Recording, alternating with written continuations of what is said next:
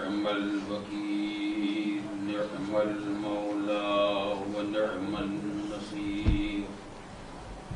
أعوذ بالله السميع العليم من الشيطان اللعين الرجيم. بسم الله الرحمن الرحيم.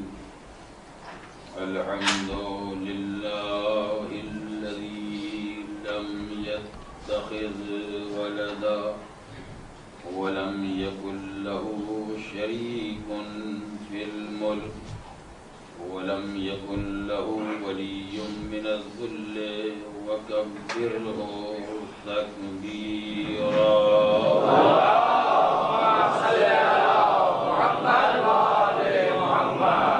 والصلاة والسلام والتحية والإكرام على الرسول النبي الأمي الذي أرسله بالحق بشيرا ونذيرا وداعيا إلى الله بإذنه وسراجا منيرا.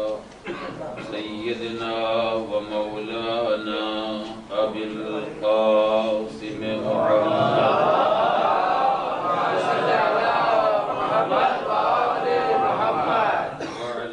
أهل بيته الطيبين الطاهرين الغر الميامين المعصومين الذين أذهب الله عنهم الرجس وطهرهم تطهيرا.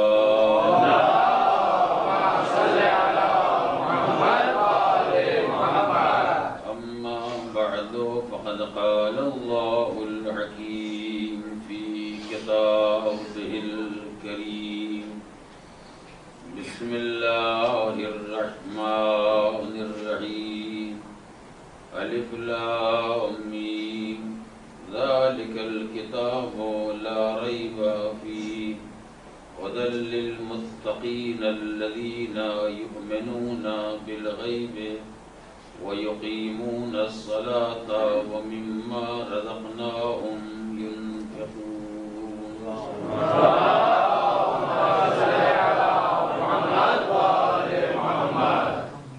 الف لام میم یہ وہ کتاب ہے جس میں کسی شک اور شبہے کی گنجائش نہیں ہے. یہ کتاب سراپا ہدایت ہے ان صاحبان تقوی کے لیے جو غیب پر ایمان رکھتے ہیں، نماز قائم کرتے ہیں اور ہمارے دیے ہوئے رزق میں سے ہماری راہ میں انفاق کرتے ہیں. آیات کریمہ کے ذیل میں حیات امام عصر عجل اللہ تعالی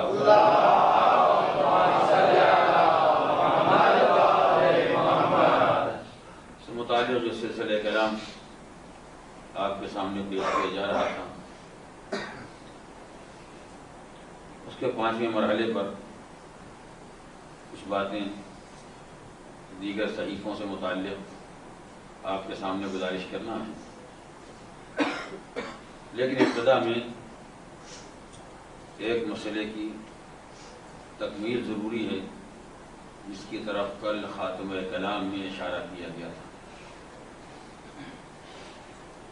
ائمہ معصومین کے ارشادات سے یہ اندازہ ہوتا ہے کہ عالم اسلام اور عالم ایمان کے درمیان جو عقائد کا اختلاف پایا جاتا ہے ان میں چند باتیں ایسی ہیں جو عالم ایمان کے عقائد میں بنیادی حیثیت رکھتی ہیں کہ اگر کوئی انسان یہ عقیدے رکھتا ہے تو مومن کہے جانے کے قابل ہے، اور اگر یہ عقائد نہیں رکھتا ہے تو مسلمان ضرور رہے گا مگر مومن نہیں کہا جا سکتا. اسلام اور ایمان کا ایک فرق تو قرآن مجید نے بیان کیا ہے کہ جب بات زبان تک رہے تو اسے اسلام کہا جاتا ہے، اور جب دل کی گہرائیوں میں اتر جائے لیکن قولوا اسلمنا، جب اعراب نے دعویٰ ایمان کیا تو پروردگار نے کہا پیغمبر آپ ان کو بتائیں کہ تم یہ کہا کرو کہ ہم مسلمان ہو گئے، وَلَمَّا يَدْخُلِ الْإِيمَانُ فِي قُلُوبِكُمْ، ابھی ایمان تمہارے دلوں میں داخل نہیں ہوا ہے، لہذا ابھی تم مومن کہے جانے کے قابل کیا کہنا ہے۔ سبحان اللہ۔ یہ ایک فرق ہے عقیدے کے اعتبار سے، مسلمان کا عقیدہ اس کی زبان پر ہوتا ہے اور مومن کا عقیدہ اس کے دل میں ہوتا ہے۔ لیکن دوسرا فرق معتقدات کے اعتبار سے، کس چیز کا عقیدہ۔ کچھ چیزیں ایسی ہیں جن کے ماننے والے کو مسلمان کہا جاتا ہے چاہے دل ہی سے کیوں نہ مانتا ہو، اور کچھ چیزیں ایسی ہیں جن کے ماننے والے کو مومن کہا جاتا ہے جب ان باتوں کو اپنے دل میں جگہ لیتا ہے۔ کیا کہنا؟ یعنی اسلام اور ایمان کا فرق فقط زبان اور دل کا نہیں ہے، بلکہ ہو سکتا ہے کہ عقیدہ انسان کے دل میں ہو، مگر عقیدہ ہی اتنا مختصر ہے کہ آدمی مسلمان ہونے کی حد سے آگے نہ بڑھ سکے۔ مثال کے طور پر اگر کوئی آدمی توحید پروردگار کا قائل ہے، اللہ کو ایک مانتا ہے، سرکار دو عالم کو نبی مانتا ہے، آنے والی قیامت کا ایمان رکھتا ہے، تو یہ تینوں باتیں اگر دل سے بھی مانتا ہو تو خالی دل سے ماننے کی بنا پر اسے مومن نہیں کہا جا سکتا، ابھی مسلمان ہی ہے۔ کیوں؟ اس لیے کہ اس کے عقائد مختصر ہیں۔ اس کے بعد کچھ اور مسائل ہیں، جب ان کا عقیدہ پیدا ہو جائے گا اس کے بعد انسان مومن کہے جانے کے قابل ہوگا۔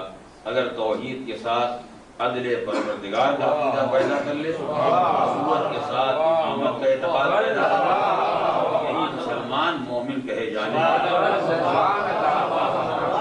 صلوات علی محمد و آل محمد۔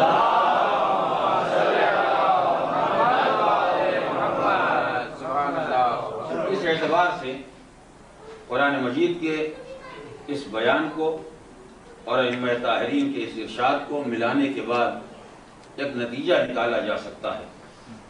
اس نتیجے پر توجہ دینے کی ضرورت ہے، اور وہ یہ ہے کہ جب تک بات زبان تک رہتی ہے اس وقت تک اسلام رہتا ہے، جب بات دل کی گہرائیوں میں اتر جاتی ہے تب ایمان کی منزل آتی ہے جو قرآن مجید نے بیان کیا، اور جو روایات سے معلوم ہوا کہ 3 چیزوں کے ماننے والے کو مسلمان کہا جاتا ہے اور 5 چیزوں کے ماننے والے کو مومن کہا جاتا ہے۔ لیکن میں یہاں ایک فرق قائم کر سکتا ہوں دونوں باتوں کو ملا کے، جس کو آپ محسوس کر لیں گے۔ حد یہ ہے کہ اگر 5 چیزوں کا ایمان ہو مگر زبان پر ہو تو یہ انسان بھی مسلمان ہی رہے گا، مومن نہیں ہوگا۔ اس لیے کہ ایمان کی بنیادی شرط یہ ہے کہ عقیدے کو دل کے اندر، لما يدخل الایمان فی قلوبکم، ابھی ایمان تمہارے دلوں میں نہیں اترا۔ اس کے معنی کہ ایمان نے زبان پر اپنی جگہ بنائی ہی نہیں، ایمان نے اپنی جگہ ہی بنائی ہے دل میں۔ تو جتنے ایمان کے عقائد ہیں اگر وہ دل کے اندر ہے تو انسان مومن ہے، اگر دل کے اندر نہیں ہے تو انسان صاحب ایمان نہیں ہے۔ مثلا ایک آدمی توحید خدا کا بھی قائل ہے، عدل الہی کا بھی قائل ہے، نبی کو نبی مانتا ہے، قیامت کا قائل ہے، ہر ایک امام کو امام مانتا ہے، مگر سب زبان سے۔ تو اگرچہ 5 باتوں کا قائل ہے مگر اس کے بعد بھی مومن نہیں کہا جا سکتا، اس لیے کہ ایمان کی بنیادی شرط یہ ہے کہ عقیدہ انسان کے دل کے اندر ہو۔ یہی عقائد جب دل کے اندر آ جائیں گے تو انسان مومن ہو جائے گا، اور یہی عقائد 5 نہیں 15 بھی ہوں اگر زبان پر رہیں گے تو زبانی عقیدے کا نام ایمان نہیں ہے، ایمان اس عقیدے کا نام ہے جو دل کے اندر ہو۔ اس فرق کو آپ بآسانی محسوس کر سکیں گے۔ ابھی تک کوئی ایسا باہمت مسلمان نہیں پیدا ہوا جو عدل خدا کا انکار کرتے۔ یہ صحیح ہے کہ عقائد سے، حالات سے، کردار سے، طرز عمل سے یہ اندازہ ہوتا ہے کہ ان کے مذہب میں عدالت کی کوئی جگہ نہیں ہے، لیکن اگر آپ ان سے پوچھ لیں تو پھر کیا خدا ظالم ہے؟ کہیں گے استغفر اللہ۔ اس کے معنی کہ زبان کی حد تک خدا عادل ہے، عقیدے کی حد تک عادل ہے۔ ایسے آدمی کو عدالت کے ماننے کے بعد بھی مسلمان ہی کہا جائے گا، مومن نہیں کہا جائے گا، اس لیے کہ اس کا عقیدے عدالت بھی زبان پر ہے۔ یہی حال محمد کا ہے عقیدہ امامت اگر دل کی گہرائیوں میں پایا جاتا ہے تو انسان مومن کہا جائے گا، لیکن اگر زبان پر پایا جاتا ہے تو امامت کو ماننے کے بعد بھی آدمی مسلمان ہی رہے گا، مومن نہیں ہو سکتا۔ ورنہ وہ کیا بولے جنہوں نے کہا تھا ہمارے بھی مولا ہو گئے اور سارے صاحبان ایمان کے مولا ہو گئے۔ سبحان اللہ۔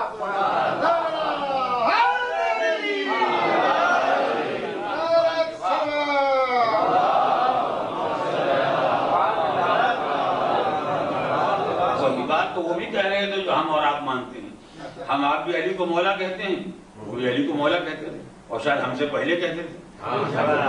ہم کو اس دن تھے بھی نہیں علی کو مولا کہنے کے لیے، سب سے پہلے تو انہوں نے علی کو مولا کہا، جب اس کے بعد بھی ان کا شمار مسلمانوں میں ہوتا ہے، آپ کا شمار مومنین میں ہوتا ہے۔ انہوں نے کہا تھا مانا نہیں تھا، ہم نے کہا ہے تو مانا نہیں تھا۔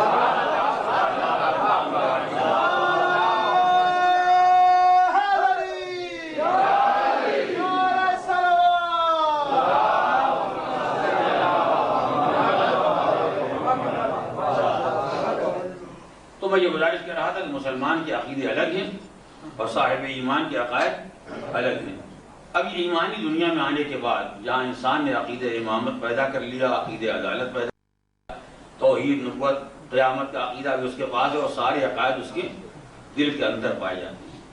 اب ائمہ معصومین نے کہا جو انسان توحید خدا، عدل پروردگار، نبوت سرکار دو عالم اور نبوت انبیاء، امامت ائمہ تعین اور قیامت کا قائل ہے، اگر اس کو مومن رہنا ہے تو اسے 3 باتوں کا عقیدہ اور رکھنا پڑے گا۔ اگر ان باتوں کا عقیدہ ہے تو مومن رہے گا، ورنہ یہ سب ماننے کے بعد بھی مومن نہیں ہو سکتا۔ ایمان کی شرائط بہت ہیں، یہ تو بنیادی، اسی لیے ان کو اصول دین کہا جاتا ہے، یعنی یہ اصل بنیادی عقائد ہیں 5۔ اس کے معنی یہ نہیں کہ بس 5 کا قصہ ختم ہو گیا، باقی کچھ مانو یا نہ مانو، جو چاہے مانتے رہو، خالی یہ 5 مان لو مسئلہ ٹھیک ہو جائے گا، ایسا نہیں۔ اس کے علاوہ بہت سے عقائد ہیں، ان کو ماننا ہے، مگر ان سب کی بنیاد یہ 5 عقائد ہیں کہ اگر سب مان لیا اور ان 5 کو نہیں مانا تو سب بیکار ہے۔ وہ 3 عقائد اور بھی ہیں جن کو صاحب ایمان کو ماننا ہے، اور یہی 3 عقائد وہ ہیں جو عالم ایمان کو عالم اسلام سے الگ کرتے ہیں۔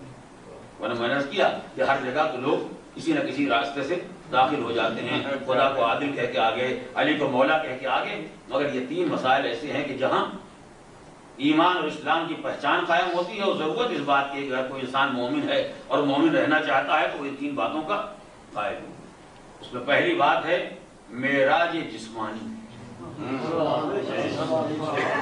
سرکار دو عالم کی معراج کے قائل ہونا، اور خالی معراج کا قائل ہونا نہیں بلکہ معراج جسمانی کے قائل ہونا۔ کہ سرکار دو عالم عرش اعظم پر تشریف لے گئے تو اس جسم کے ساتھ تشریف لے گئے، نہ کوئی خواب دیکھا تھا اور نہ کہیں روح فضا میں پرواز۔ یہ عقیدہ ایمان کی پہچان ہے۔ اگر کوئی آدمی یہ عقیدہ رکھتا ہے تو اس کے معنی کہ صاحب ایمان ہے، اور اگر کوئی آدمی یہ عقیدہ نہیں رکھتا ہے تو پھر وہ آدمی صاحب ایمان نہیں ہے۔ تو ایمان کے لیے شرط ہے معراج جسمانی سرکار دو عالم کا عقیدہ۔ اب یہ کیوں ائمہ تعین نے معراج جسمانی پہ اتنا زور دیا؟ ظاہر روحانی طور پر تشریف لے گیا، جسمانی طور پر گئے، اور تو کوئی گیا نہیں تھا اور نہ کسی کو اس کے ان کے جانے اور نہ جانے سے کوئی رابطہ، کوئی تعلق ہے۔ لیکن بہرحال ائمہ معصومین نے اس بات پر زور دیا کہ مومن رہنا ہے تو یہ عقیدہ پیدا کرنا ہوگا۔ شاید میں نہیں کہہ سکتا وجہ کیا ہے، شاید ایک راز یہ بھی رہا ہو کہ اس عقیدے کو 2 طرح کے آدمیوں نے خراب کیا ہے۔ اچھا خاصا قرآن کا سبحان الذی اسریٰ بعبدہ، اللہ اپنے بندے کو لے گیا، بندہ کسی روح کا نام نہیں ہے، بندہ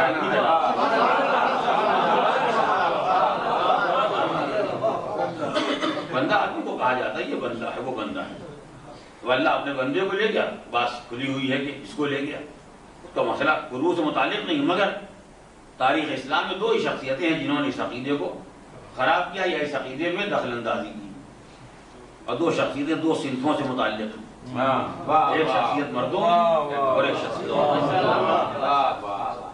اور دونوں پورے عالم اسلام کے رشتہ دار ہیں۔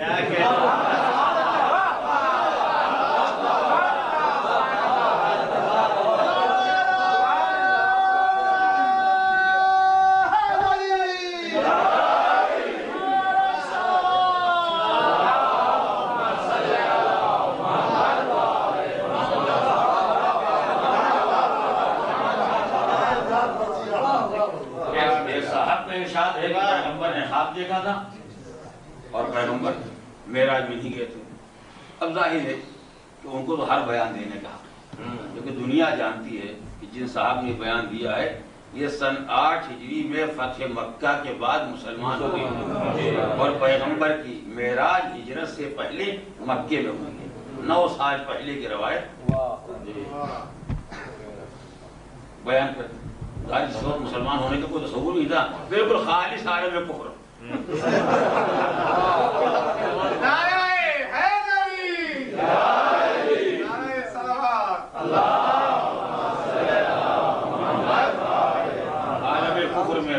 پیغمبر اسلام کے گھر کی خبر لے آئے اور سب کے اعتبار سے پیغمبر کے گھر میں رہنے والے، پیغمبر کی گود میں پرورش پانے والے، وہ پیغمبر کے بارے میں کوئی بات کہیں تو کسی کی سمجھ میں نہیں، اور جن کا اسلام سے کوئی تعلق نہیں، بانی اسلام سے کوئی تعلق نہیں، انہوں نے فرما دیا. اب ہر آدمی بحث کر رہا واقع ہونا یہی چاہیے کہ اس معراج کو روحانی کہا جائے، اسے پیغمبر کا خواب کہا جائے. کیوں؟ اس لیے کہ ایک صاحب نے خواب دیکھا ہے کہ حضور خواب میں گئے تھے. ایک روایت یہ پائی جاتی ہے، دوسری روایت سنتے رہتے ہیں آپ. میں تو اپنے موضوع سے متعلق بات گزارش کرنا چاہتا ہوں. دوسری روایت پیغمبر کے گھر کی روایت ہے جو بظاہر گھر کی نہیں ہے. اس لیے میں نے پھر عرض کیا کہ جن خاتون نے یہ روایت بیان کی اپنے جملہ احترامات کے ساتھ، وہ خاتون پیغمبر کے گھر میں ہجرت کے بعد مدینے میں آئی، اور یہ واقعہ ہجرت سے پہلے مکے میں پیش آیا ہے. نہ پیغمبر کے گھر میں ان کا گزر تھا، نہ پیغمبر میں ان کا گزر تھا، مگر بہرحال دونوں پیغمبر کے گھر کی خبر لے آئے، اور جن کا گھر سے کوئی تعلق نہیں تھا ان پر سب اعتبار کرتے ہیں. تو شاید معصوم نے معراج جسمانی کے عقیدے کو علامت ایمان اسی لیے بنایا ہے. عالم اسلام نے سارا ایمانی رشتہ 2 ہی شخصیتوں سے جوڑا ہے، ان کا مادری رشتہ ہے، ان کا ماموں کا رشتہ ہے. جب تک یہ رشتے برقرار رہیں کہ انسان مومن نہیں ہو سکتا.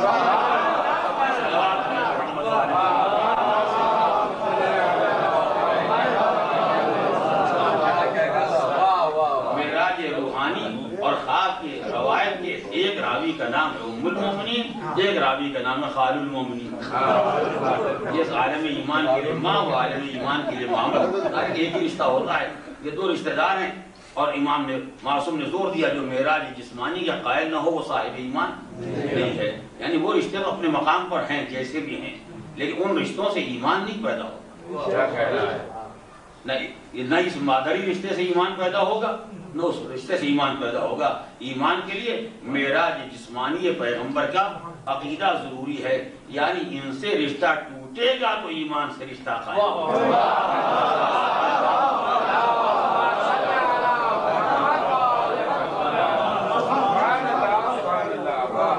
اب بات آ گئی ہے تو ایک جملہ درمیان میں گزارش کروں، اور یہ بات قیمتی اسے آپ یاد رکھیں گے. اس میں کوئی شک نہیں ہے کہ جناب خدیجہ کے بعد سرکار دو عالم نے مدینے میں آنے کے بعد جتنی بھی شادیاں کی ہیں، سرکار دو عالم یہ دنیا تشریف لے کر 9 بیویاں پیغمبر اسلام کے گھر میں تھیں. جناب عائشہ بھی ہوں، جناب حفصہ بھی ہیں، جناب ام سلمہ بھی ہیں، زینب بھی ہیں، جناب پیغمبر کے ازواج بہت ہیں. جناب خدیجہ کے بعد، خدیجہ کے دور میں تو کوئی نہیں تھا، اس کے بعد بہت سی. اور یہ 3 خواتین پیغمبر کے گھر میں جناب خدیجہ کے بعد آئی ہیں. سارے عالم اسلام کا یہ متفقہ فیصلہ ہے کہ ان میں سب سے افضل جناب عائشہ کی ذات ہے. آپ جانتے ہیں عالم اسلام کے عقائد کو، سارے عالم اسلام کا یہ متفق ہے مسئلہ ہے کہ ان سب میں افضل جناب عائشہ کی ہستی ہے.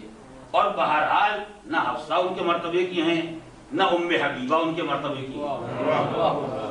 ام حبیبہ پیغمبر کی ایک زوجہ ہیں جو ابو سفیان کی بیٹی ہیں، حاکم شام معاویہ کی بہن، وہی پیغمبر کی ایک زوجہ ہیں. تو جناب عائشہ بھی پیغمبر کی ایک زوجہ ہیں، جناب حفصہ بھی ایک زوجہ ہیں، ام حبیبہ بھی ایک زوجہ ہیں. اور سارا عالم اسلام اس بات کو مانتا ہے کہ نہ جناب حفصہ کا مرتبہ جناب عائشہ کے برابر ہے، اور نہ جناب ام حبیبہ کا مرتبہ ان کے برابر ہے. اب یہ کہ جناب ام سلمہ کا مرتبہ بھی ان کے برابر نہیں مانا جاتا. تو ساری خواتین میں سب سے افضل جناب عائشہ کا مرتبہ ہے.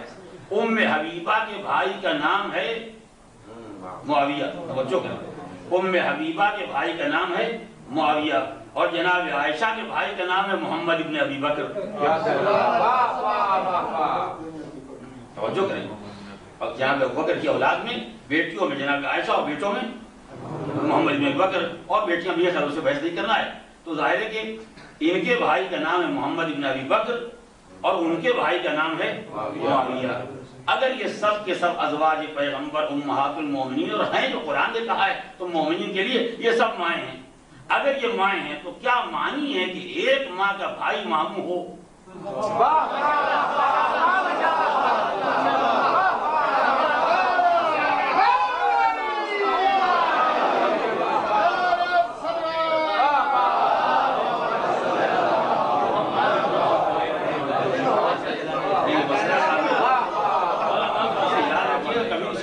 آدمی سے پوچھی، ہم تو جانتے ہیں یہ سب کے سب جتنی ہیں سب ازواج پیغمبر ہیں، اور جب ازواج پیغمبر ہیں تو ازواج ہو امہات ہوں، قرآن نے کہا ہے کہ ازواج پیغمبر امت کی مائیں ہیں، تو امت کی ماں جناب حفصہ بھی ماں ہیں، جناب عائشہ ماں ہیں، جناب ام حبیبہ ماں ہیں، جناب ام سلمہ ماں ہیں، جناب سودہ ماں ہیں، سب جتنی ہیں یہ سب امت کے لیے ماں ہیں۔ تو اگر یہ سب امت کی ماں ہیں تو سب کے بھائی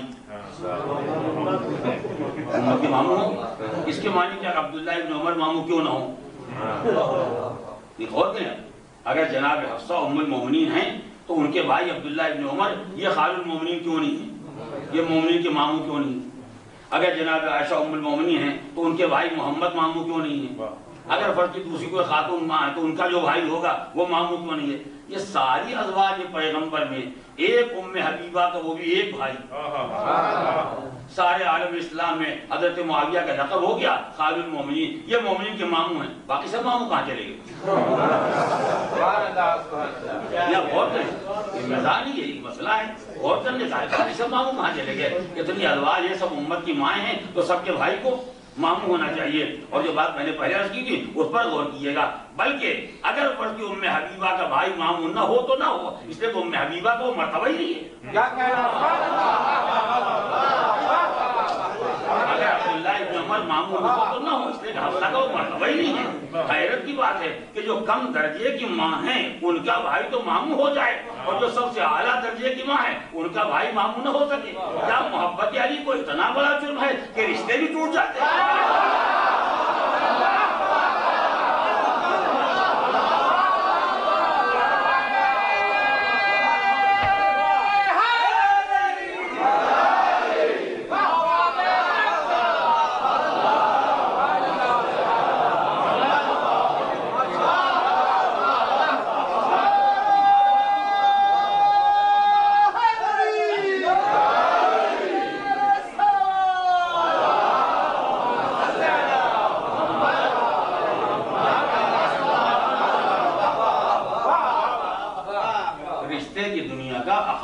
تعلق نہیں ہوتا، اسے میں نے بار بار ہی دوہرایا، محمد ابن ابی بکر، ظاہر عقائد میں اختلاف ہے باپ بیٹے میں، مگر رشتہ رشتہ ہے، رشتے کی دنیا الگ ہوتی ہے، عقائد کی دنیا الگ ہوتی ہے، رشتہ کیسے ٹوٹ گیا؟ یہ شرف نہیں ملا کہ ان کو عالم اسلام کا ماموں کہا جاتا، یہ شرف خالی ایک آدمی کے لیے کیسے الاٹ ہو گیا ہے، ایک آدمی کے لیے کیسے وقف ہو گیا ہے، یہ شرف ایک آدمی کو ملے گا باقی لوگوں کو ملے گا۔ اس سے اندازہ ہوتا ہے کہ مسئلہ نہ رشتہ ہے، نہ مسئلہ ان کا ہونا ہے، نہ مسئلہ ان کا بھائی ہونا ہے، خالی مسئلہ یہ ہے کہ بنی امیہ کے ہاتھ میں پروپیگنڈے کی مشینری تھی جس کو جو چاہیں گے بنا دیں گے، اس کو جیسا چاہیں گے بنا دیں گے، ورنہ انصاف کی بات یہ ہے آپ یہ کہیے کہ محمد مثلا جہنم میں جائیں گے مگر یہ کہیے کہ ماموں ہیں، جب مومنین کے بھائی ہیں تو کہیے کہ ماموں ہیں، عقیدہ خراب ہو گیا، علی کے چاہنے والے تھے مثلا جنت میں نہیں جائیں گے، جب ان کے باپ نہیں جائیں گے تو ان کا چاہنے والا کیسے جائے گا؟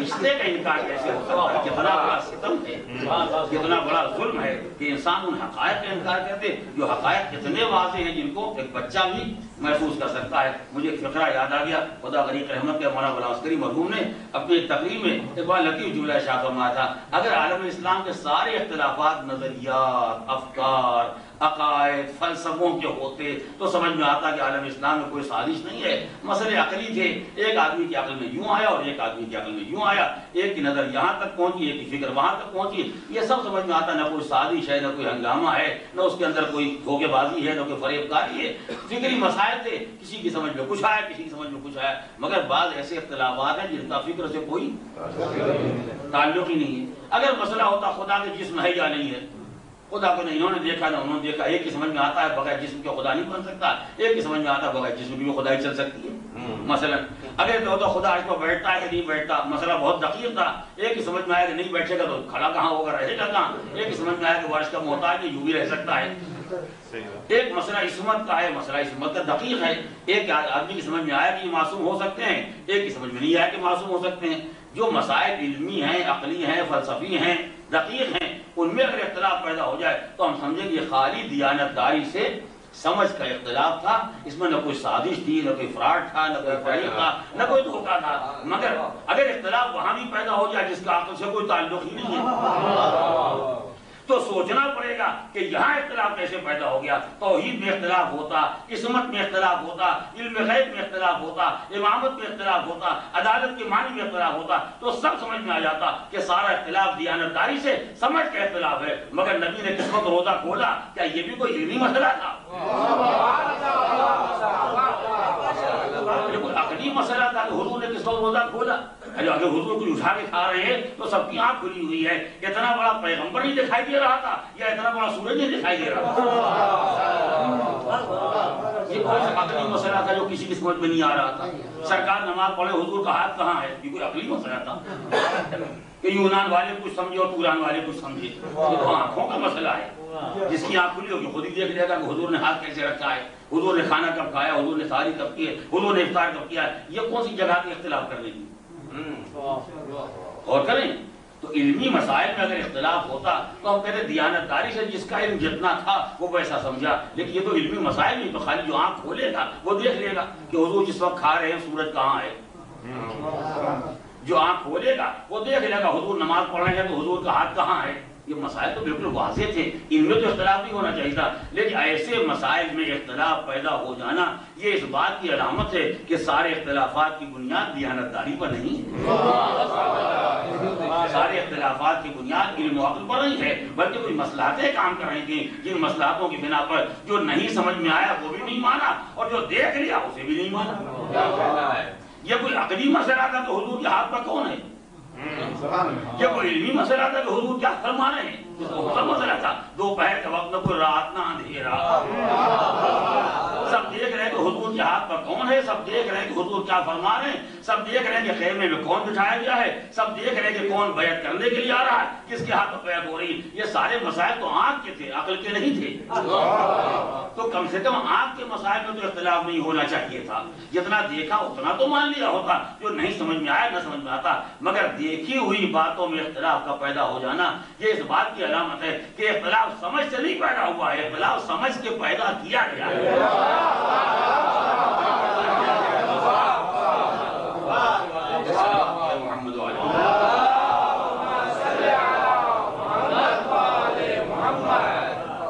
تو میں یہ گزارش کر رہا تھا کہ ایک بنیادی عقیدہ ہے معراج جسمانی، دوسرا عقیدہ ہے بدا کا۔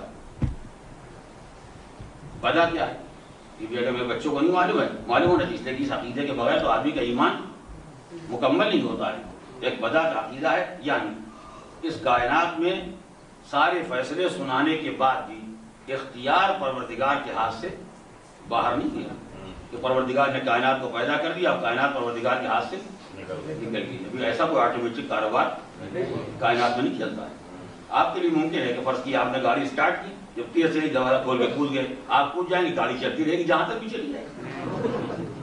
آپ الگ ہو گئے، چلانے والا الگ ہو گیا اور گاڑی پھر چل رہی۔ اکثر ایسا واقعہ ہوتا ہے، ایکسیڈنٹ کے خطرات سامنے آتے ہیں تو ٹرین کا ڈرائیور جو کود جاتا ہے اور گاڑی جا کے لوٹ جاتی ہے، یعنی چلانے والا الگ ہو گیا مگر گاڑی چل رہی ہے۔ مگر خدا اور کائنات کا رشتہ ایسا نہیں کہ پیدا کر کے وہ الگ کہیں جا کے بیٹھ جائے، کائنات چل رہی۔ اب وہ روکنا بھی چاہتا ہے کہ فلاں صاحب حاکم نہ ہونے پائیں، اپنے نہیں ہو سکتا، اب کائنات پیدا کرنے میں تو وہی جائیں گے۔ اب وہ چاہتا فلاں صاحب پیغمبر نہ ہونے پائیں مگر ہو ہی جائے گا، اب جو ہونا ہے وہ ہو جائے گا۔ اب آپ کے بس میں کچھ نہیں، پہلے سے کائنات کو بنا ہی نہ ہوتا۔ جس کے لیے خطرہ تھا کہ وہ خلیفہ ہو جائے گا مثلا، اسے پہلے ہی نہیں کیا ہوتا۔ جو خطرہ تھا آدم کو سجدہ نہیں کرے گا، بنایا ہی نہ ہوتا۔ جس کو خطرہ تھا غلط پیغمبر بن جائے گا، پہلے ہی نہیں کیا ہوتا، مگر پیدا کر دیا تو کائنات آپ کے ہاتھ سے نکل گیا، جو ہونا ہوگا۔ ایک یہ عقیدہ بھی عالم اسلام میں ہے۔ جب کائنات پیدا ہوگی، جب تک نہیں پیدا ہوئی تھی سب اسی کے بس میں تھے۔ کوئی حال جو باپ بیٹے کا ہوتا ہے، بھئی یہ ممکن ہے کہ آدمی شادی نہ کرے، یا شادی نہ کرے گا زندگی میں اولاد نہیں پیدا ہوگی، مگر اب اولاد شادی ہو گئی، اولاد پیدا ہو گئی، اب بابا جان چاہیں یا نہ چاہیں بابا اولاد کو جو قرارت کرنا ہوگی وہ کریں گے۔ آپ کے بس میں اس وقت تک تھا جب یہ اولاد پیدا نہ ہوتی، مگر جب پیدا ہو گئی تو آپ کے ہاتھ سے نکل گئی۔ جو چاہیں گے سوچیں گے، جو چاہیں گے کریں گے، جو چاہیں ہنگامہ کریں، مسلمان بنے کافر بنے، جو چاہیں کریں، اب آپ کے ہاتھ سے نکل گئے۔ ویسے ہی مسلمان بعض ایسے اہل فکر، ایسے مذہب کے ٹھیکیدار بھی ہیں جو پروردگار کو مشورہ دیتے ہیں کہ خیر جو ہوا سو ہوا، اگر آئندہ آپ کو یہ خیال ہے کہ کچھ بندے پیدا ہونے کے بعد نالائق نکل جاتے ہیں تو پہلے دیکھ لیجیے جو نالائق ان کو پہلے نکل، ورنہ اگر پیدا ہو کے ہاتھ سے نکل گئے تو اتنا افسوس پہلے ہو چکا ہے اور مزید افسوس ہوگا، اس سے بہتر یہ پہلے نہیں۔ یہ بھی خیال ہے، لیکن آل محمد نے اس بات پر زور دیا یہ کائنات نہیں پیدا ہوئی تھی جب بھی خدا کے اختیار میں تھی، پیدا ہو گئی ہے جب بھی خدا کے اختیار میں ہے، جب تک رہے گی ارادہ الہی سے رہے گی، جب مٹے گی تو ارادہ الہی سے مٹے گی، دوبارہ پیدا ہوگی ارادہ الہی سے پیدا ہوگی، جو کچھ بھی ہے وہ سب ارادہ الہی سے ہونے والا ہے۔ پروردگار کے اختیار سے نہ کوئی چیز کبھی باہر تھی اور نہ خدا کے اختیار سے کوئی چیز کبھی باہر ہو سکتی ہے۔ اور کیا پورا نظام کائنات پروردگار کے اختیار میں ہے۔ جب خدا کے اختیار میں ہے تو اس کائنات کے دو حصے ہیں، ایک حصہ ہے تخلیق کا، اس کو پیدا کیا، اس کو زندگی دی، اس کو موت دی، ایک حصہ ہوتا احکام کا، تمہیں یہ کرنا ہے، تمہیں یہ نہیں کرنا ہے۔ تو احکام کا ڈپارٹمنٹ اس کا شعبہ الگ ہے اور تخلیق کا شعبہ کائنات کا وہ الگ ہے۔ یہی وجہ ہے کہ پہلے خدا پیدا کر دیتا ہے، یعنی یہ کام شروع ہو گیا کہ اللہ نے بندوں کو پیدا کر دیا، لیکن وہ کام بھی شروع نہیں ہوا کہ بچہ آج پیدا ہوا ساتھ ساتھ احکام بھی لگا دیے، نماز واجب نہیں۔ تخلیق کا کام مکمل ہو گیا کہ پیدا ہونے والا پیدا ہو گیا، خدا نے اسے پیدا کر دیا، مگر احکام ابھی رکے ہوئے ہیں۔ 9 سال گزر جائیں گے تو احکام آئیں گے، 15 سال گزر جائیں گے تو احکام آئیں گے۔ تو احکام کی دنیا الگ ہے اور تخلیق کی دنیا، پیدائش کی دنیا الگ ہے۔ مگر خدا کا اختیار دونوں مقامات پر محفوظ ہے۔ وہ حاکم ہے تو اس کی حکومت بھی آخر تک رہے گی، وہ خالق ہے تو اس کی خالقیت بھی آخر تک رہے گی۔ نہ کہیں خالقیت رکنے والی ہے اور نہ کہیں حاکمیت رکنے والی ہے، وہ اختیار خدا کا ہے، خدا کے ہاتھ میں رہے گا۔ تو جس طرح احکام میں خدا کے اختیار میں یہ ہے کہ آج کسی بات کا حکم دے اور کل کسی مصلحت کی بنا پر حکم کو تبدیل کر دے، یہ اور بات ہے کہ وہ جانتا ہے کہ ہمیں کب بدلنا ہے، ہم نہیں جانتے ہیں، لیکن اس نے حکم دیا کہ ہم کام کرنے کے لیے تیار ہو گئے، آخر مرحلے تک پہنچ گئے، خدا نے کہا اچھا بس اب ضرورت نہیں، اس لیے کہ حاکم اس کے اختیار میں ہے، حکم دینے کا اختیار بھی ہے اور حکم کو روکنے کا اختیار بھی۔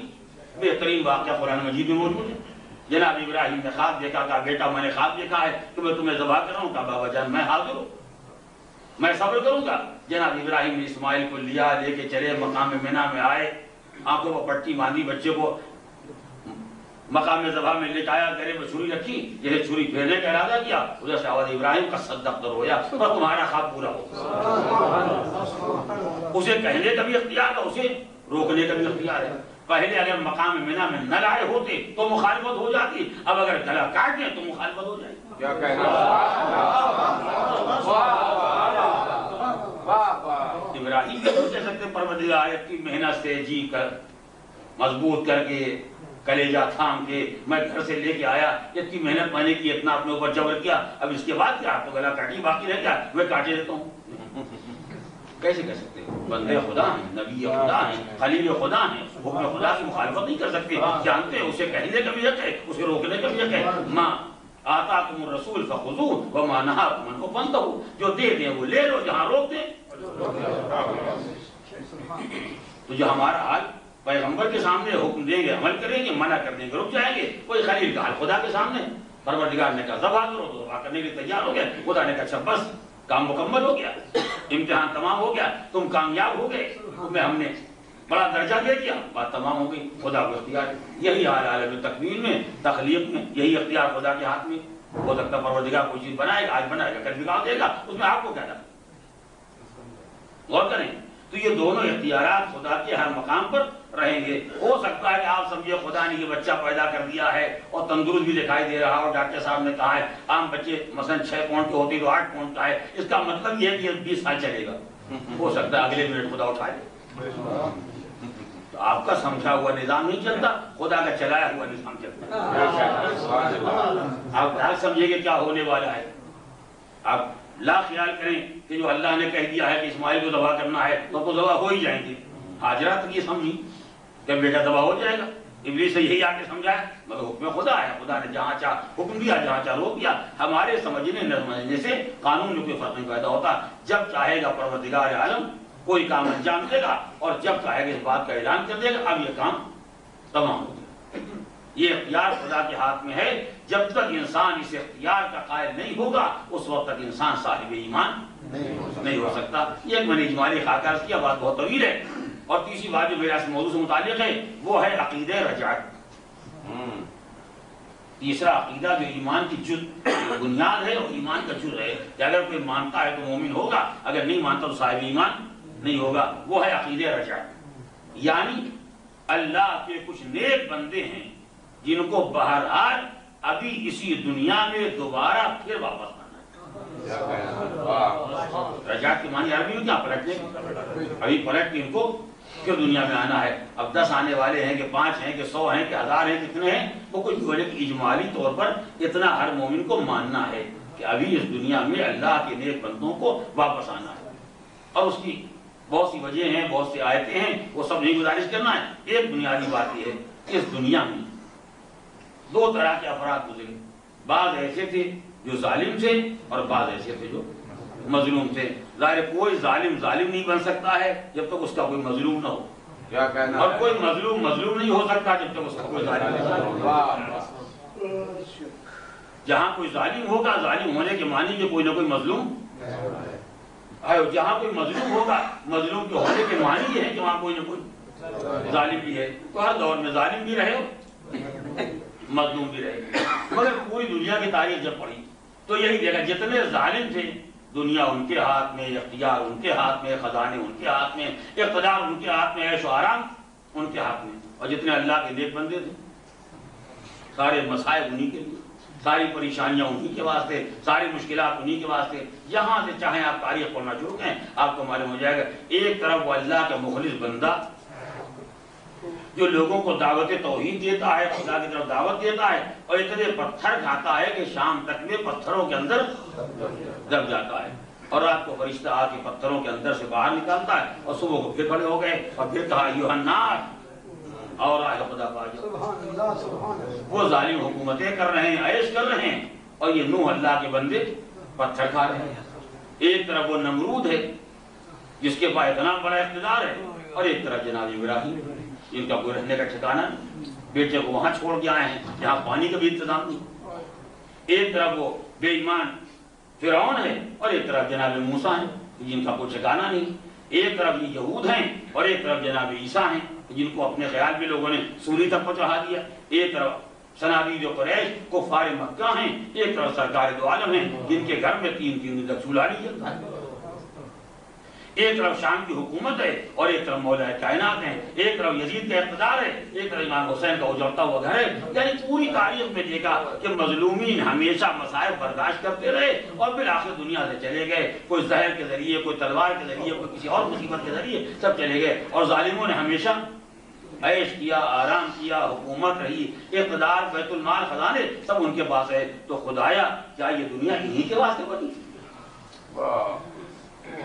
یہ سوال ہے جو ہر آدمی کے ذہن میں پیدا ہوتا ہے۔ ایسی دنیا کو بنانے کی کیا ضرورت پیش آ گئی تھی جس میں بے ایمانوں کو حکومت کرنا ہے، ظالموں کو عیش کرنا ہے، فاسقوں کو اقتدار میں رہنا ہے، سارا آرام ان لوگوں کو کرنا ہے، اور اللہ کے نیک بندوں کو کبھی تحقیق ہونا ہے، کبھی قید خانے میں، کبھی سولی پر، کبھی مصیبت میں، یہی رہنا ہے۔ اگر ان سب کو ستانا ہی مقصود تھا اور انہیں آرام دینا ہی مقصود تھا تو یہ کائنات کون سی ہے اور یہ حکمت کیا ہے، یہ مصلحت کیا ہے کہ اپنے سارے نیک بندے بنائے ہیں مصیبتیں اٹھانے کے واسطے اور سارے بے ایمان پیدا ہوئے ہیں آرام کرنے کے واسطے؟ توجہ کریں، یعنی یہ پوری دنیا کا نقشہ جو ہمارے سامنے آتا ہے تو ہر آدمی کے ذہن میں یہ خیال پیدا ہوتا ہے یہ کائنات کا فاسقوں کے لیے بنی تھی، فاجروں کے لیے، ظالموں کے لیے، کافروں کے لیے، مشرکوں کے لیے، دہریوں کے لیے، بے دینوں کے لیے بنی، اور اللہ والوں کا مقدر خالی پریشانی و مصیبت اور آفت یہی ان کا مقدر ہے۔ یہ کائنات کسی کام کے لیے بنی؟ ہمارے پاس ان ساری باتوں کا ایک ہی جواب ہے، ٹھیک ہے انہوں نے یہاں مصیبت برداشت کی، انشاءاللہ انہیں جنت مل جائے گی۔ تو یہ سب پیدا کیے گئے تھے آرام کرنے کے لیے، وہ سب پیدا کیے تکلیف اٹھانے کے واسطے۔ ان کو یہ بتا دیا کہ وہاں جہنم میں ڈال دیں گے، ان کو یہ سمجھا دیا کہ تمہیں وہاں جنت دے دیں گے۔ تو اس دنیا میں انسان کو کیسے اطمینان پیدا ہو کہ خیر کا بھی کوئی اثر ہے، نیکی کی بھی کوئی جگہ ہے، ایمان کا بھی کوئی اثر ہوتا ہے، کردار کا بھی کوئی اثر ہوتا ہے۔ یہ بڑا بنیادی مسئلہ ہے جس کو پروردگار عالم نے حل کیا ہے عقیدہ رجعت کے ذریعے۔ اس پورے سوال کا ایک جواب ہے جس کا نام ہے عقیدہ رجعت۔ ظالموں نے ظلم کر لیا، مظلوموں نے ظلم برداشت کر لیا، دنیا یوں ہی چلتی رہی یہاں تک کہ ظلم اپنے سارے حوصلے نکال لے، اتنے حوصلے نکال لے کہ جو سلسلے ہدایت کا آخری ہے وہ بھی شہید ہو جائے۔ اب اس کے بعد تو کوئی حوصلہ نہیں رہ گیا۔ مظلومین سب منزل مظلومیت میں آ چکے، سب کی زندگیوں کا خاتمہ ہو گیا۔ حد یہ کہ آخری وہ بھی قتل ہونے والا ہے، وہ بھی شہید ہونے والا ہے۔ ظالموں کو اطمینان پیدا ہو گیا کہ دنیا بالآخر اول سے لے کے آخر تک ہمارے قبضے میں رہی، اس لیے کہ اس دنیا ہدایت کے پہلے کا نام تھا آدم اور آخری کا نام ہے مہدی۔ وہاں سے لے کے یہاں تک یہ سب مظلوم رہے اور یہاں سے وہاں تک سارے ظالم رہش و آرام کی زندگیاں گزارتے رہے، راحت و آرام کی زندگیاں گزارتے رہے۔ جب سارے حوصلے ظلم نے مظلومین کے مقابلے میں نکال لیے، پروردگار عالم نے کہا ہم اس دنیا کو ختم نہ ہونے دیں گے۔ ہم جنت میں انعام بھی دے سکتے ہیں، ہم جہنم میں سزا بھی دے سکتے ہیں، مگر ہم نے دنیا ان کے واسطے نہیں بنائی تھی، ہم نے دنیا فاسقوں کے واسطے نہیں بنائی۔ ان الارض للہ، یہ زمین اللہ کی ہے، یرثھا عبادی الصالحون، یہ نیک بندوں کے واسطے بنائی گئی ہے۔ جب تک نیک بندوں کا اقتدار نہ قائم ہو جائے گا ہم قیامت نہ لائیں گے۔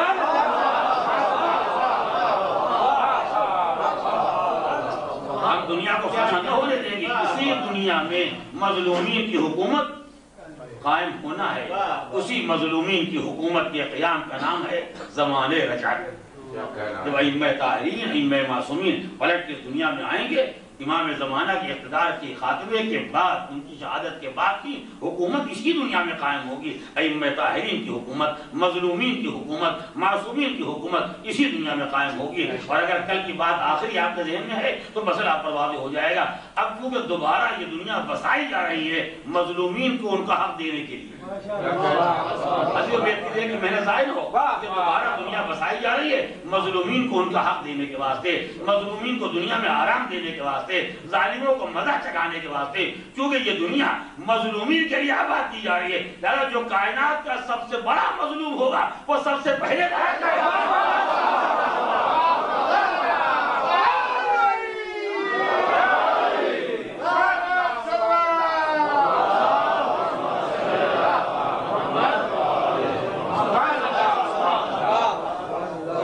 میں نے اختتام بیان پر یہ گزارش کی تھی اول من تنشق بہ الارض هو الحسین، یہ زمین شق ہوگی اور سب سے پہلے جو انسان منظر عام پر آئے گا وہ حسین ابن علی، اور امام حسین کو پروردگار دنیا میں لے آیا ہے۔ کیوں؟ زمانے کے امام کی زندگی کے خاتمے کے بعد ان کی نماز جنازہ کے لیے، ان کی تشریح و تکفین کے لیے۔ ہو سکتا کوئی آدمی سوچے کہ قاعدے سے اگر مظلومین کو منظر عام پر دوبارہ لایا جا رہا ہے تو پہلے سرکار دو عالم آئیں، اس کے بعد مولا کائنات آئیں، اس کے بعد امام حسن آئیں، اور یہ سلسلہ یوں ہی برقرار رہے، آنے والے سب آئیں گے۔ مگر روایت کا فقرہ یہ کہ سب سے پہلے منظر عام پر آئے۔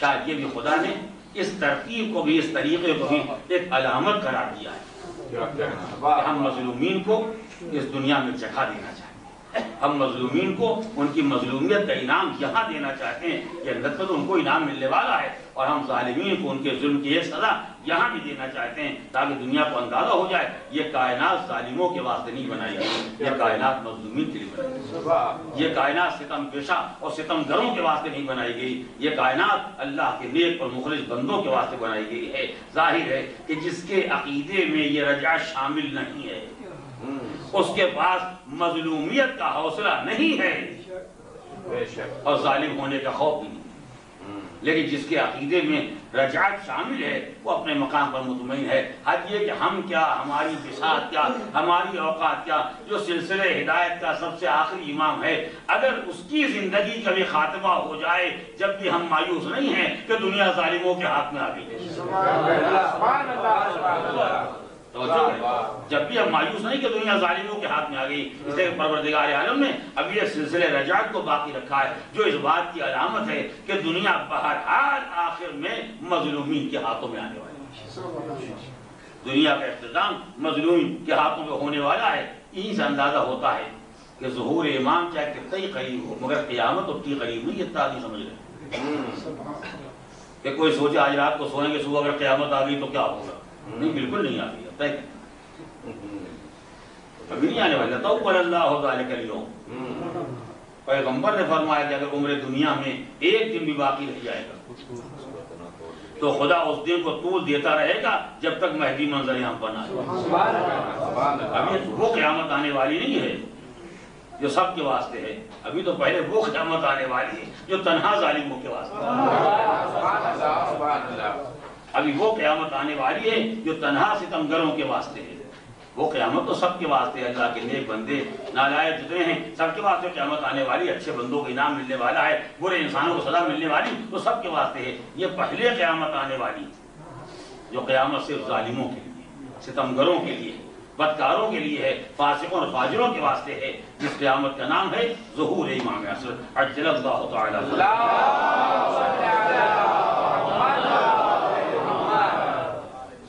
اب رجعت کے سلسلے میں جو روایتیں پائی جاتی ہیں، جو حدیثیں نقل کی گئی ہیں، ان میں بہت سے روایتیں ہیں، ان کے سب عرض کرنے کا یہ موقع نہیں ہے، صرف اتنا اجمالاً گزارش کرنا تھا کہ یہ تین باتیں ہمارے عقائد میں شامل ہیں۔ ایک بنیادی عقیدہ ہے معراج جسمانی پیغمبر کا، ایک بنیادی عقیدہ ہے قضا کا، یعنی پروردگار عالم کے ہاتھ میں کائنات پہلے بھی تھی اور خدا کے ہاتھ میں یہ کائنات یمحو اللہ ما یشاء ویثبت، جس کو چاہتا مٹا دیتا ہے، جس کو چاہتا باقی رکھتا ہے، سب اس کے اختیار میں، وعنده ام الکتاب، اور یہ سب اسے پہلے سے معلوم ہے۔ یہ نہیں کہ تجربے سے دیکھا کہ یہ خراب ہے تو بدل دیا، یہ دنیا والے کرتے ہیں۔ خدا کے علم میں سب ہے کہ کب تک اس کو چلانا ہے اور کب اس نظام کو بدل دینا ہے، اس کے بعد کیا ہونے والا ہے، یہ سب خدا کو معلوم ہے۔ اور تیسرا ہمارا بنیادی عقیدہ ہے عقیدہ رجعت، کہ ابھی اس دنیا میں ائمہ طاہرین کو، معصومین کو، سرکار دو عالم کو آنا ہے اور اس دنیا میں مظلومین کی حکومت قائم ہونے والی ہے۔ اب وہ حکومت کب تک رہے گی اور اس کے بعد کب قیامت آئے گی، یہ سب بات کے مسائل ہیں، لیکن بہرحال یہ ایک عقیدہ ایسا ہے جس پر ائمہ طاہرین نے بے حد زور دیا ہے اور اس کو ایمان کا ایک جز، ایمان کا ایک حصہ قرار دیا ہے کہ انسان کا ایمان کامل نہ ہوگا جب تک انسان کے پاس یہ ایمان اور یہ عقیدہ نہ ہو۔ اس لیے کہ اس سے بہتر کوئی عقیدہ صاحب ایمان کے اطمینان قلب کے لیے۔ اب میں بات کو تمام کرتے ہوئے فقط ایک جملہ کہنا چاہتا ہوں، باقی انشاءاللہ آئندہ عرض کروں گا۔ کل تک میں نے یہ بات کہی تھی کہ زمانے کے امام جب آئے گا تو پیغمبر نے کہا یملؤ الارض قسطا وعدلا کما ملئ ظلما وجورا، ظلم و جور سے بھری ہوئی دنیا کو عدل و انصاف سے بھر دے گا۔ ابھی تک یہی تھا، یعنی ہر مظلوم کو اطمینان ہے کہ ایک دن آنے والا ہے جب ظالم ختم ہوں گے اور مظلومی کے ہاتھ میں حکومت آ جائے گی، دنیا ظلم و جور سے بھری ہوگی مگر وہ آ کے دنیا کو عدل و انصاف سے بھر دے گا۔ ابھی تک تو ہمارا ایک ہی سہارا تھا، مگر ممکن تھا کہ کوئی آدمی یہ شبہہ پیدا کرتا، یہ خالی آپ کا خیال خام ہے جس وہم پر آپ زندگی گزار رہے ہیں۔ توجہ کریں، یہ بڑی دقیق بات واضح یہی ہے۔ تو میں ایک لفظ میں گزارش کرنا چاہتا ہوں، ہو سکتا تھا کوئی ابلیس، کوئی شیطان یوسوس فی صدور الناس، آدمی کے دل میں شبہہ پیدا کرے، آپ یہ امید لگائے بیٹھے ہیں کہ وہ آئیں گے تو ظالموں کا خاتمہ ہو جائے گا، آپ ہی حوالی رہ جائیں گے۔ اگر دنیا عدل و انصاف سے بھر جائے، اگر ظالموں کا خاتمہ ہو جائے، دنیا میں سوائے انصاف کے کچھ نہ رہ جائے، تو یہ خود کیسے ختم ہوں گے؟ تو نہیں آپ کہ جو آپ کہتے ہیں کہ امام کی زندگی کا خاتمہ شہادت کے ذریعے ہوگا، اگر موت کے ذریعے ہوتا کوئی مسئلہ ہی نہیں تھا۔ نیک بد دنیا میں جو بھی ہوگی بالآخر مرنا تو مرسل اعظم نہ رہے، کون رہے گا؟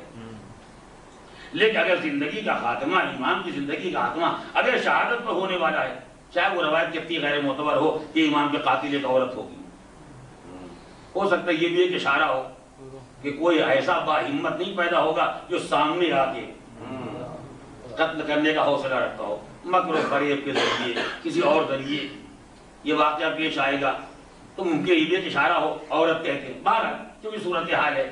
لیکن اگر روایات میں یہ بیان کیا گیا کہ امام کی زندگی کا خاتمہ شہادت پر ہوگا تو شہادت تو خود اس بات کی علامت ہے کہ ظالم رہے گا۔ میری بات تو غور کریں آپ، شہادت تو خود اس بات کا اعلان ہے کہ ظالم ہے، وہ اتنا بڑا ظالم رہے گا جو ایمان کی زندگی کا خاتمہ کر سکے. ظاہر ہے کہ ہمارے آپ کے قاتل کو اتنا بڑا ظالم نہیں کہا جا سکتا جتنا بڑا ظالم امام کے قاتل کو کہا جائے گا. تو اتنے بڑے بڑے ظالم باقی رہ جائیں کہ جو ایمان کے قاتل بن سکتے ہوں اور پھر کہا جائے دنیا عدل و انصاف سے بڑھ گئی. یہ تو آئندہ موضوع آئے گا امام کے ظہور کا, تو میں گزارش کروں گا عدل و انصاف سے بھرنے کے معنی کیا ہوتے ہیں اور ظلم و جور سے بھرنے کے معنی کیا ہوتے ہیں. لیکن آج اپنے اس موضوع کو مکمل کرنے کے لیے یہ ایک اشارہ کرنا چاہتا ہوں کہ اگر کسی آدمی کو خیال پیدا ہو کہ امام آئیں گے دنیا میں عدل و انصاف قائم ہو جائے گا اور ظالم فنا ہو جائیں گے, تو اگر ظالم فنا ہو جائیں گے تو یہ آدمی کہاں سے آئے گا؟ اس کے معنی کیا ہوئے کہ امام کی زندگی کے خاتمے تک بھی سارا زور ظالموں کے ہاتھ میں رہے گا. اس واقع شہادت سے تو یہ اندازہ ہوتا ہے کہ امام کی زندگی کے آخری دن تک بلکہ آخری سانس تک ظالموں کے پاس اتنی بڑی طاقت رہے گی کہ اتنے بڑے انسان کو قتل کر سکتے ہیں. اس کے معنی یہ ہے کہ جو ہم سمجھ رہے تھے کہ وہ آ جائیں گے تو دنیا میں سکون ہی سکون ہو جائے گا. اس کے معنی یہ ہے کہ بہرحال چاہے ایک ہی بچا ہو لیکن اتنا بڑا ایک ظالم باقی رہ گیا. ہم تو وہ دور دیکھنا چاہتے ہیں کہ جہاں کوئی ایسا حوصلے والا ظالم ہی نہ رہ جائے. اس دور کا کوئی جواب نہیں ہے سوائے عقیدے رہ جاتی ہے. اس مسئلے کا کوئی حل نہیں ہے سوائے عقیدے رہ جاتی ہے. اگر اس دور ظہور ایمان میں ایک ایسا بدبخت پیدا ہو جائے جو ایمان کا قاتل ہو جائے تو اس کے بعد جب معصومیت کے اقتدار قائم ہوگا تو کوئی ایسا بھی نہ پیدا ہو سکے گا جو دوبارہ کسی کے قاتل بننے کا حوصلہ رکھے. سلامات پڑھے محمد والے.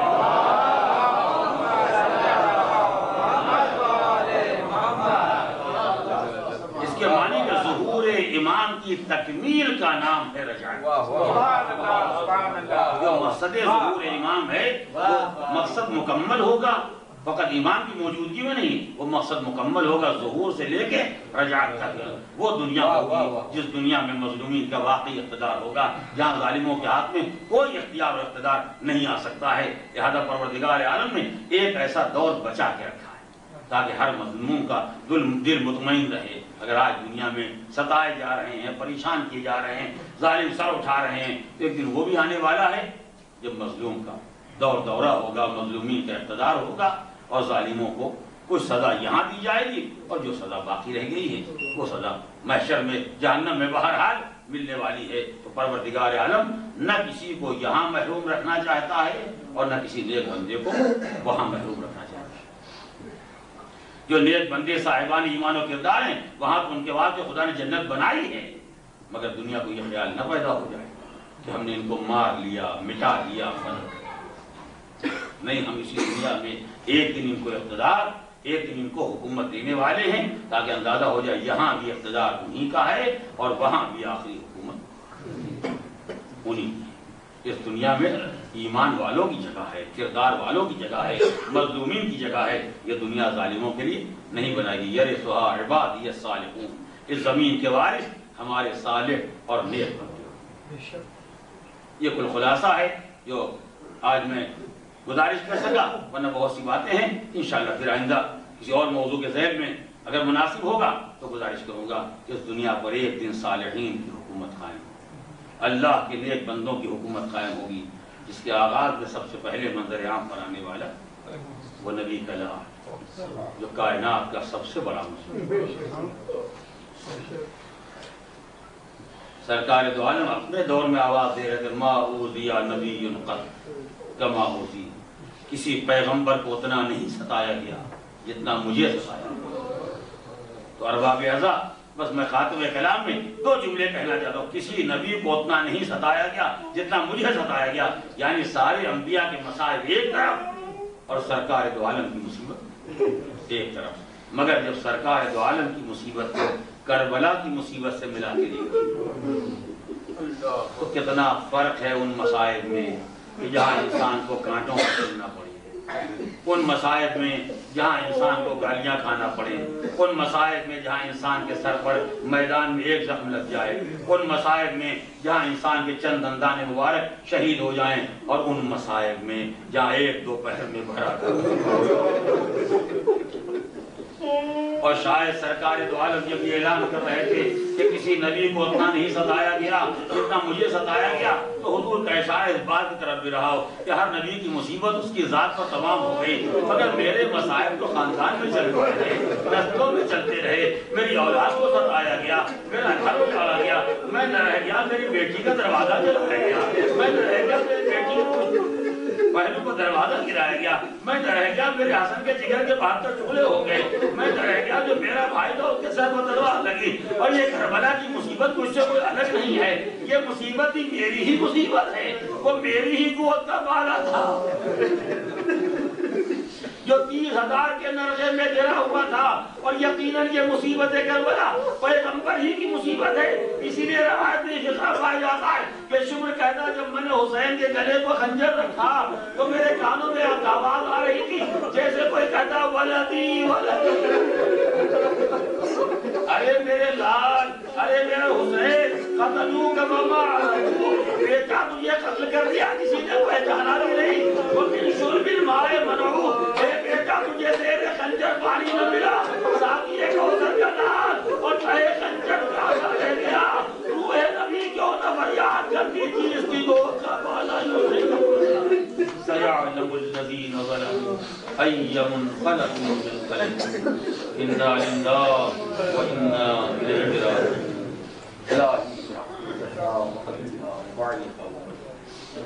بارے لہٰذا جملہ مومنین کو اعمال صالحات کی توفیق جو بیمار ہے بحق بیمار ہے